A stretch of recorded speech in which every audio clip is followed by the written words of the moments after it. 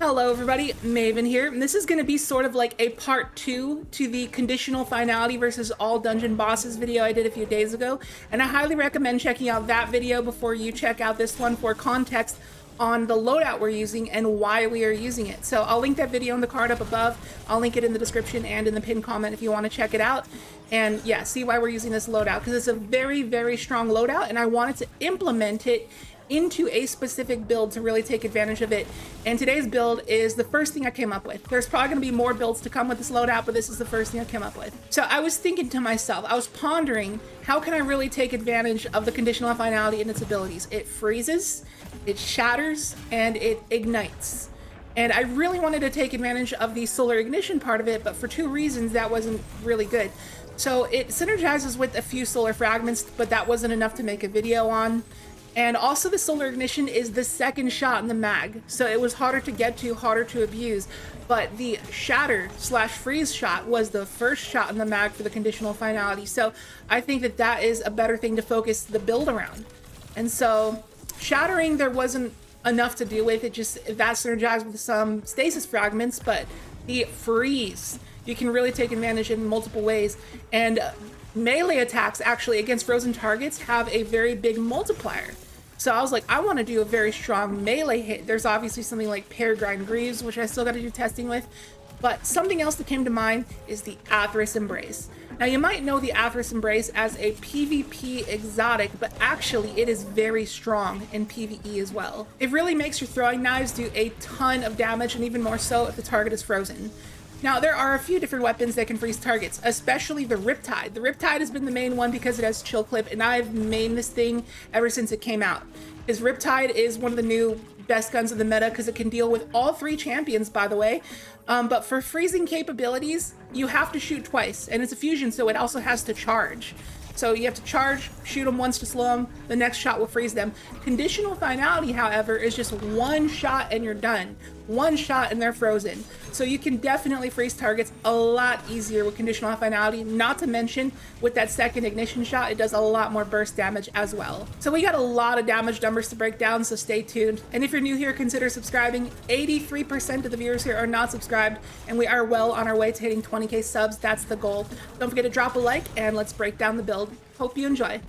So Athrys' Embrace says that your weighted throwing knife gains a second bounce, and rapid precision hits from your weapon will give you a significant damage bonus to your throwing knife, and also, conveniently, your strengthened throwing knife has intrinsic unstoppable, which is just a bonus. So I'll demonstrate here. You simply just hit your target in the crit a few times and you have a strengthened throwing knife for 30 seconds. It is a ridiculous timer. So you basically have an infinite uptime of strengthened throwing knives. So let's get to some damage testing. The base damage for a weighted throwing knife without the strengthened buff is going to be 39k damage. And once we get that strengthened throwing knife bonus, our damage goes up to 119,130. It's a pretty big hit, 3 times the normal damage of a throwing knife. And next we're going to try the Divinity, which gives you that crit bubble, which makes it very easy to hit crits with your throwing knives, and also provides a 15% debuff. So that brings our throwing knife damage up to 136,999. But an even better form of debuffing is going to be the heavy shotgun, the tractor cannon, which provides a 30% debuff. So that brings our throwing knife damage up to 154,869. And for those wondering, yes, the 1-2 punch perk does indeed work with throwing knives, and that's going to bring our knife damage up to 238,259. And yes, you can indeed pair tractor cannon with 1-2 punch together, given you have to sacrifice 2 slots to do so. But if you do this, it will bring our damage up to a grand total of 309,737. So while that is a hefty amount of damage, it's also just generally a pretty mediocre loadout. But this meta loadout, however, is definitely a lot better. And that's where we get to Conditional Finality. So the thing that matters most here is that we're going to be able to freeze the target in one shot. And like I said in the intro, there is a massive melee damage multiplier against frozen targets. So taking a look at the damage here, we freeze with a Conditional Finality, and our knife hits 275,000 damage on its own, and then we hit an additional 11k from the shatter damage, resulting in 286,582 damage. So while that is technically less damage than the tractor cannon plus the 1-2 punch shotgun, you're taking up one less weapon slot to do so, plus you're generally getting a better weapon out of the deal. Conditional Finality is insane on its own and does a lot of bursts and synergizes very well with the Bump of the Night for some good DPS. However, it doesn't stop there because there's one more thing we need to talk about with the Conditional Finality plus weighted throwing knife combo, is that the weighted throwing knife actually has an additional ability not many people know about, is that if you throw a knife at a target that is scorched, it will cause them to ignite, giving you a lot of extra free damage.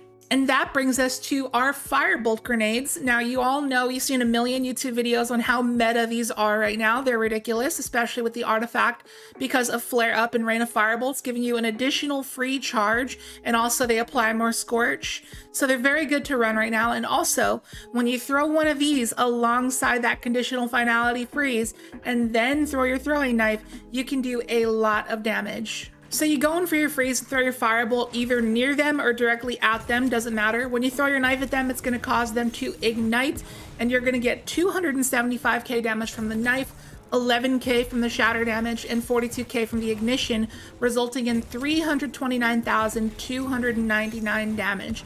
And that is not even counting the shotgun damage and also the firebolt damage. So that is just the knife. So this is the combo, and it is a 730% damage increase from your base throwing knife. And this beats out the tractor cannon plus the 1-2 punch shotgun.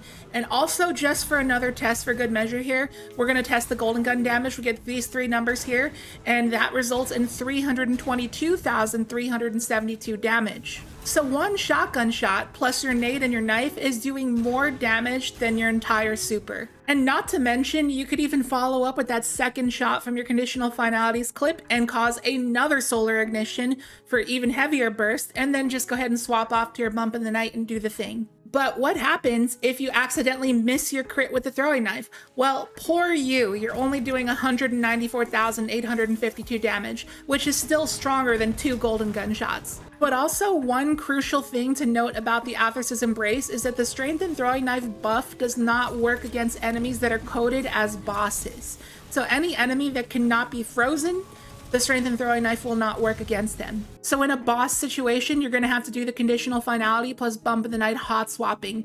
Again, see previous video. But for all content leading up to the boss, the Athrys' Embrace is an absolute beast. Remember, it has intrinsic unstoppable, and it's also just generally very strong against any champion. Now, I'll show you an example here against a barrier champion. So you want to make sure that you reload your shotgun before you go shattering that champion, because they will put up their barricade immediately. So you want to have that free shot at the ready. It takes a little bit of practice, but you'll get it down. So this is how the Conditional Finality can deal with barrier champions, and not to mention that second shot that causes a solar ignition. Ignitions now stun unstoppable champions, so you have two different forms of unstop just intrinsically. You can deal with barriers, and also not to mention, because you're going to be radiant a lot of the time because of Ember of Torches, while you are radiant, all your weapons have intrinsic anti-barrier, so you can deal with barrier and unstops very easily. All you need is a way to deal with overloads. But if you take a look here, stasis slow effects can stun overload champions, so one shot from your Bump in the Night's chill clip will slow that overload champion and stun it. So without even stressing, this build can deal with all three champions already. And just one last neat little thing about the Conditional Finality is that when you hit an enemy that is immune, even if all the pellets hit them, the effects of the Conditional Finality will still happen. You'll still freeze and you'll still cause a solar ignition, even if the shot's got immune numbers. Alrighty, so with all of that damage testing out of the way, it is finally time to break down the build for you guys. So, I did say we have infinite throwing knives. That is because knock 'em down is going to fully refund your knife charge if you were radiant when you got the knife kill. So when you pair that with Ember of Torches that makes you radiant on powered melee hits, that is going to combo with knock 'em down to just fully refund your knife, no matter when you get a knife kill. So we got a Gambler's Dodge over here, just in case we happen to lose our knife or miss our knife, we can just dodge to get it back. Of course, we got Firebolts and weighted throwing knives. We got the good jump. We're running Blade Barrage. And then we have Ember of Blistering. Defeating targets with solar ignitions grants grenade energy. Because we're igniting so much via Firebolt grenades and also via Conditional Finality, we're going to get a lot of Firebolt grenade energy back with the Ember of Blistering.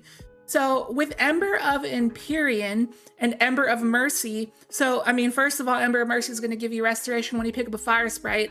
So with the Ember of Empyrean, you're going to extend the duration of your restoration and radiance when you get solar ability or weapon final blows with Ember of Empyrean. So you get infinite restoration and infinite radiant with this build. And because we want to cause more ignitions, we have Ember of Ashes to apply more scorch stacks to targets. So when you throw your Firebolt grenade at enemies, I recommend throwing it directly at them, contacting their body with a nade. That'll make it so one Firebolt grenade alone can cause an ignition because of Ember of Ashes. Now onto our mod setup. From the top going down, we got Ashes to Assets to get more super energy on grenade kills. Now this is actually worth it, but hands-on is not. Hands-on is the one that gives you bonus super energy on melee kills, and that one really doesn't make much of an impact, but you can really notice a super energy difference on Ashes to Assets. Then we got Solar Siphon to get, Orbs of Power and Solar Weapon double kills. We are running the Callus mini tool. And then we have Special Ammo Finder because our Conditional Finality ammo really matters here. We've got Grenade Kickstart, so we get some grenade energy back when we throw a grenade. And then we get even more grenade energy back when we consume our Armor Charge. And we're getting Armor Charge pretty easily here because of our artifact mods. We got Solar Surge. Collecting a Fire Sprite gives you Armor Charge. And we're getting fire sprites via flare up. So when you throw a fireball at a target, you don't even have to kill them with it. Just damaging them with it is going to spawn a fire sprite near them. And because of stacks on our boots, that fire sprite is going to give us 3 stacks of armor charge. So that's going to give us a lot of super energy back with Grenade Kickstart, but we're also going to expend that via Special Finisher on our class item. So when we consume the 3 stacks of armor charge that we get from one single fire sprite, it's going to spawn special ammo. So that's really important for our Conditional Finality. Now moving on, we have Impact Induction. Because of the amount of throwing knives that we're spamming at all the red bars and all the majors we're seeing, we're going to get a lot of grenade energy in the process because of Impact Induction. And then also because of that, we have heavy-handed, so all these knife kills we're getting are going to spawn an Orb of Power. And these Orbs of Power really matter because in our boots we have Innervation to get even more grenade cooldown and also recuperation so that we get some health back. So it really helps our survivability. Onto our chest, I have a copy of Charged Up just for good measure so I can hold a little bit more armor charge. If you don't want this, or if you're doing more difficult content, you can just run more resist mods. I have 1 copy of Stasis Reserves, and I'd recommend a copy of Stasis Reserves because your Conditional Finality and your Bump in the Night are both stasis weapons. And then I have Harmonic Resistance just to get some solar resist in there because I had some extra energy. And then on our class item, we also have Reaper. So because, it's a hunter, we get our class ability quickly. We're going to be dodging a lot.